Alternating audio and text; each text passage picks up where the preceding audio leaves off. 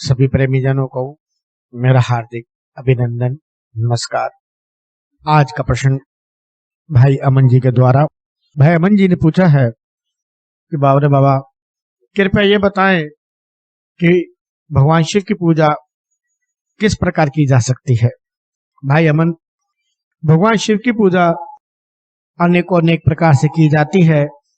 भगवान शिव की पूजा उनके रुद्र रूप की, उनके लिंग रूप की, शमशानवासी की रूप की, रुद्र रूप की, नटराज रूप की, अनेकों रूप की पूजा उनकी की जाती है और हर रूप की पूजा का विधि और विधान अलग अलग है।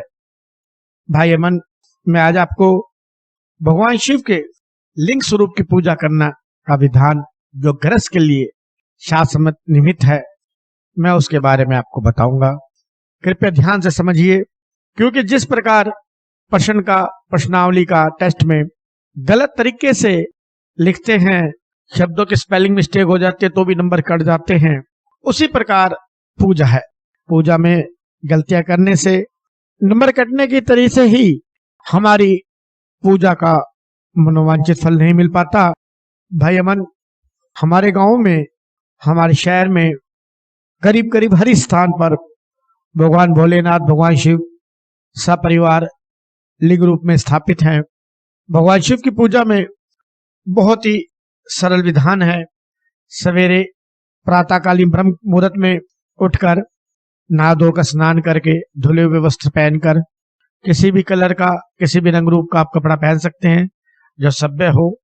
और माताएं बहनें के लिए सिर्फ एक ही अलग नियम है कि पूजा करते समय सर पे पल्ला रहना चाहिए, सर ढका रहना चाहिए। माताओं बहनों के लिए एक नियम और भी है, उनके लिए भगवान शिव के लिंग स्वरूप को हाथ लगाना वर्जित है।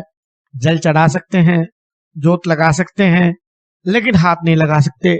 हाथ न लगाने से तिलक और फूलमाला नहीं चढ़ा पाती हैं, वो नहीं चढ़ाना चाहिए।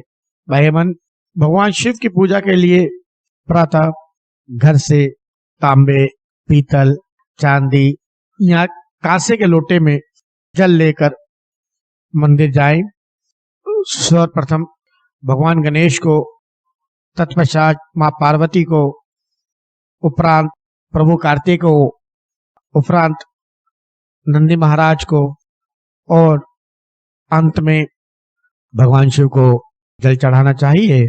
जल चढ़ाते समय, प्रभु पे अर्पित करते समय ये ध्यान रखें, जल की धारा बहुत तेज ना हो, पतली धारा से भगवान शिव को जल चढ़ाएं और नमः शिवाय का जाप करें। तत्पश्चात भगवान गणेश को चंदन का तिलक करें, माँ पार्वती को कुमकुम का, कार्तिक जी को कुमकुम का, नंदी महाराज को चंदन का और भगवान भोलेनाथ को चंदन के त्रिपुंड का तिलक करें। तिलक सर्वदा तर्जनी उंगली से करना चाहिए। अगर अंगूठे से गिने तो अंगूठा 1, उसके बाद 2, 3 और चौथी उंगली जो बनेगी, यानी छोटी उंगली से जो पहली उंगली होती है उससे तिलक किया जाता है सदैव, और दाएं से बाएं की ओर लेकर तिलक होता है। तिलक करने के पश्चात भगवान शिव को प्रिय भगवान शिव को धतूरा, बेलपत्र, आर्क के फूल, चमेली, जूही, मोगरा जो भी समय अनुसार उपलब्ध हो अर्पित करें। अर्पित कर प्रभु को नमस्कार करें और धूप दीप प्रज्वलित करें। पहले प्रभु श्री गणेश की आरती करें, फिर माँ पार्वती की, फिर कार्तिक स्वामी की, फिर नंदी महाराज की और फिर भगवान शिव की आरती करें। पूजा के नियमों में सदा ध्यान रखें कि भगवान शिव की पूजा के बाद से भगवान हनुमान की पूजा हो सकती है और कभी भी किसी और देव की पूजा नहीं होती। भगवान शिव की पूजा करने के पश्चात भगवान भोलेनाथ को 3 बार धूप दीप अर्पित करें, उसके बाद स्वयं ग्रहण करें। ये तो हुई भगवान की पूजा का विधान। अब मैं आपको पूजा के कुछ नियम बताता हूँ। भगवान भोलेनाथ की पूजा में प्रयुक्त जल पात्र, लोटा जो हम लेते हैं वो कभी भी लोहे का, स्टील का या सोने का नहीं होना चाहिए। सर्वोत्तम तांबा है, फिर कांसा है, फिर चांदी है और फिर पीतल है। भगवान की शिव की पूजा कभी भी खड़े होकर नहीं की जाती, सदा आसन ग्रहण करके की जाती है। केवल आरती के समय खड़ा हुआ जाता है। भगवान की शिव की परिक्रमा कभी पूरी गोल चक्र रूपी नहीं की जाती, हमेशा दीप परिक्रमा की जाती है।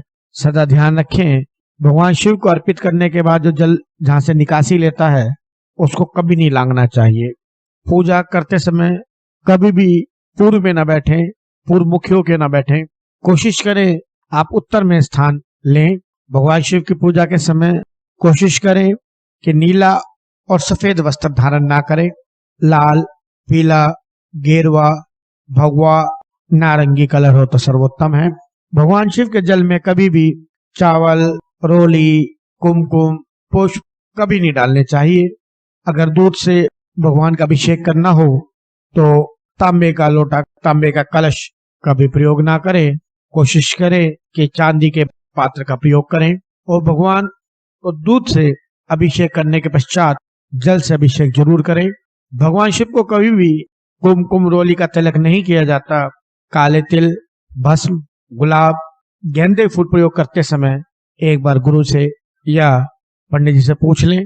भगवान भोलेनाथ को भांग की ठंडाई प्रसाद स्वरूप अर्पित की जाती है, लेकिन कभी भी उनका अभिषेक उससे नहीं किया जाता, ना ही उन पर चढ़ाई जाती है। इस चीज का विशेष ध्यान रखें। हमारी माताएं बहनें भगवान शिव की जब उपासना करें तो सर ढक के करें और प्रभु के लिंग स्वरूप को छूना, हाथ लगाना उनको वर्जित है।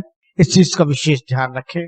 पूजा में कोई भी पूजा आप करें तो सर्वप्रथम स्थान श्री गणेश जी का है। गणेश जी को प्रथम स्थान दिया गया है। तो जल अभिषेक करें, चाहे तिलक अर्पित करें, चाहे पुष्प अर्पित करें, सर्वप्रथम प्रभु गणेश को अर्पित करें, फिर माँ पार्वती को, फिर प्रभु कार्तिक स्वामी को, फिर नंदी महाराज को, तत्पश्चात भोलेनाथ को अर्पित करें। कभी भी भगवान भोले के नाथ के बाद किसी भी देवी देवता की स्तुति नहीं की जाती सिवाय हनुमान जी के, क्योंकि भगवान शिव का रुद्र का स्वरूप हैं। कभी भी भगवान शिव को तांबे के बर्तन से दूध अर्पित नहीं करना चाहिए। जल या दूध अर्पित करते समय नमः शिवाय का जाप करना चाहिए और पुष्पमाल माला आदि अर्पित करने के बाद भगवान शिव के महामृत्युंजय मंत्र का एक माला का जाप करना चाहिए। अगर समय अभाव हो 11 या 21 बार मंत्र का जाप करें। समय हो तो एक बार शिव चालीसा का पाठ करें, एक माला नमः शिवाय की जाप करें। आरती पश्चात प्रभु को नैवेद्य अर्पित करें, प्रसाद अर्पित करें। प्रसाद पंडित जी से लेकर अपने घर में लाएं और अपने परिवारजनों में मिलकर बांटें और ग्रहण करें उसको। भगवान शिव की पूजा में दीपक सदा देसी घी का जलाया जाता है, कभी तेल का प्रयोग नहीं किया जाता। शाम को कभी जलाभिषेक नहीं किया जाता भगवान शिव की पूजा में। सिर्फ आप दीपक जला सकते हैं, धूप जला सकते हैं, अगरबत्ती का कभी प्रयोग ना करें। सदा ध्यान रखें, हिंदू पूजा में कभी भी अगरबत्ती का प्रयोग नहीं होता है। इस चीज का विशेष रूप से ध्यान रखें कि पूजा के अंदर कभी भी बांस से निर्मित कोई भी वस्तु न लेके जाएं।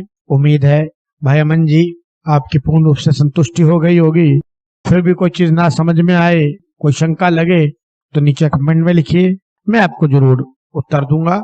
और सभी प्रेमीजनों को हाथ जोड़ के प्रार्थना है, कृपया पसंद आए तो लाइक कीजिए, सब्सक्राइब कीजिए और अपने प्रेमीजनों में शेयर कीजिए।